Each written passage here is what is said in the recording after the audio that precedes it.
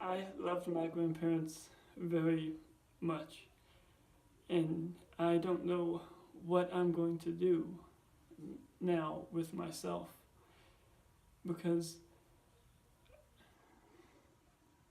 filmmaking was always something that I was passionate about, but I was willing to give up, like, I'm, I'm willing to give up the entire industry for my family.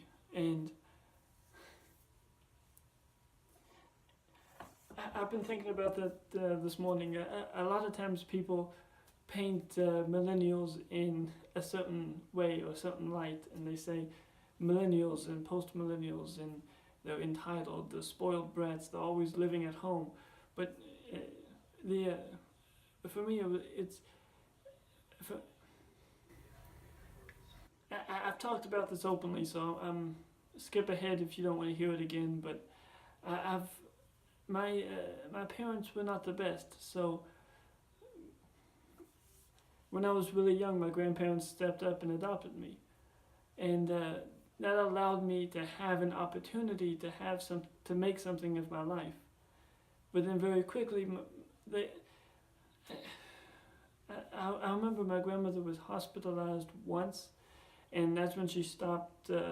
She really wasn't. She never really walked the same after she shattered her femur. That's what it was, and so she just never really walked the same after that. And a lot of it, she started using a wheelchair, and she didn't really go back to physical therapy. So that was the reason why.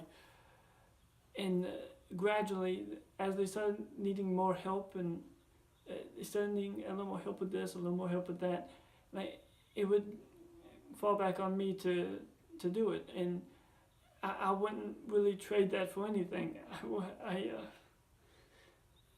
Yeah, I feel like I feel like the helping my grandparents is the least I could do. After all, if it wasn't for my grandparents, I don't even know what type of life I would have if I'd even be alive. So, um, yeah. Um, so, I'm going back through paperwork, and I'm going back through another thing uh, I helped them with is finances. I remember my grandmother, toward the end, she was starting to get a little confused, and there were things that she would, like, she'd either not notice things coming in or out of her bank account, and I'd have to settle that for her, and then I'd kind of try to oversee finances there. My grandfather has always been a little more, you know, cl- clear-headed. I still can't process everything. Um, it was kind of a shock just the other day when he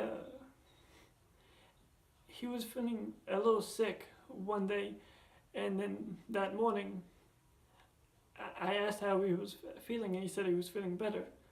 And then just like that, I walked in, and he was slumped over in his chair, but he was still talking to me a little, and the dispatcher was talking me through the CPR, and I was doing that, and then everyone showed up, and it was just chaotic, and then it just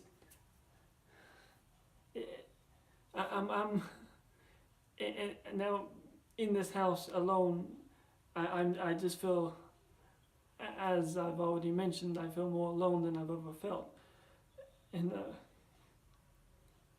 um I don't want this house to be given up on, and I don't know what's gonna happen with the bills that my grandmother owed, and anything that he owed, which I don't think he owed that much to anything. That if that's gonna go away, if it'll go away, and but just for the house alone, I don't see how we're going to be able to pay off the entire thing. And I don't expect an online fundraiser to raise the entire amount, but uh, Patreon is like the best resource I have, and at least allowing me to keep this house running, to keep everything going the way my grandparents would want it to, and yeah, I think that's all I have to say for now.